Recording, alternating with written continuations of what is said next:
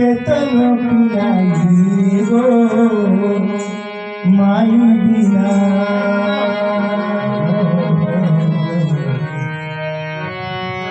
कि अमृत के धार केहू केतन पियाई गो माई बिना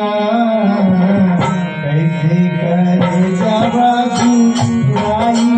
भाई गो माई बिना कैसे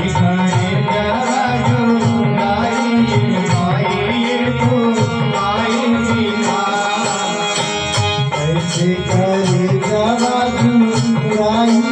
भाई गो माई बिना कैसे करे जावा जुराई भाई गो माई बिना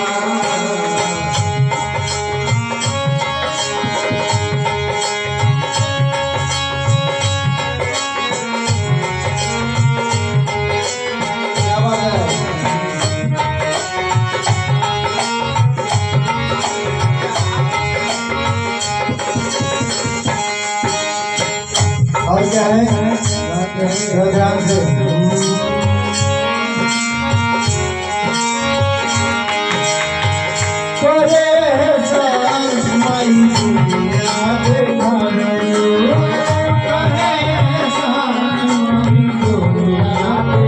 जब बच्चा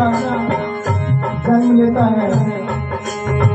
और जब धीरे धीरे बड़ा होता है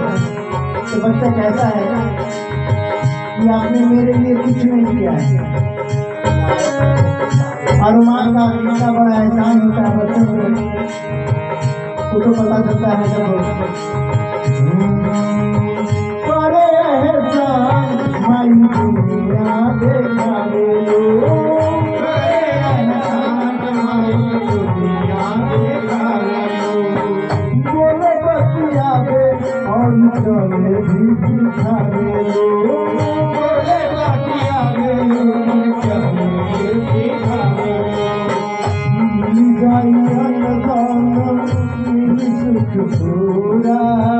माई के दुलार बिना सब कुछ अधूरा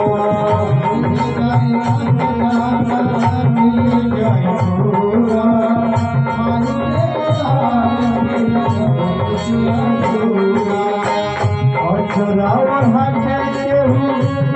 बात नहीं गो माई बिना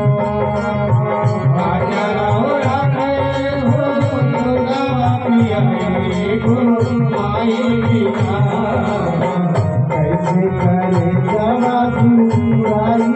भाई गो माई बिना कैसे करे जावा जुराई भाई गो माई बिना अमृत के धार केहू केतन पियाई गो माई बिना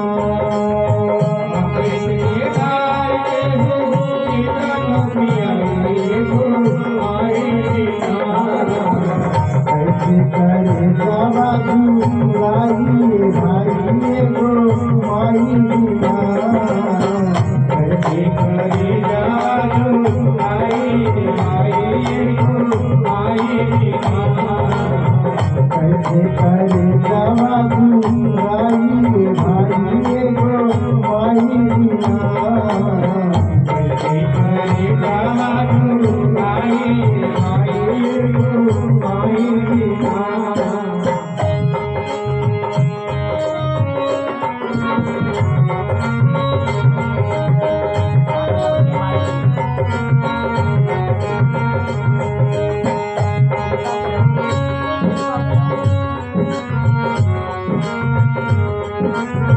माँ का उपकार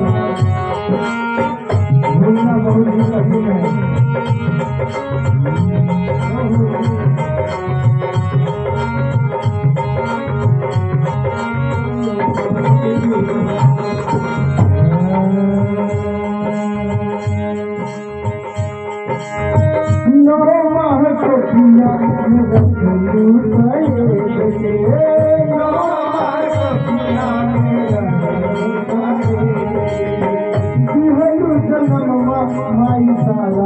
दुख देख के दिहलु तमाम बड़ा दूर के कैसे गिनाई तोहर सतनाई पुकार बा रोमा रोमा माई हो तोहार सरदार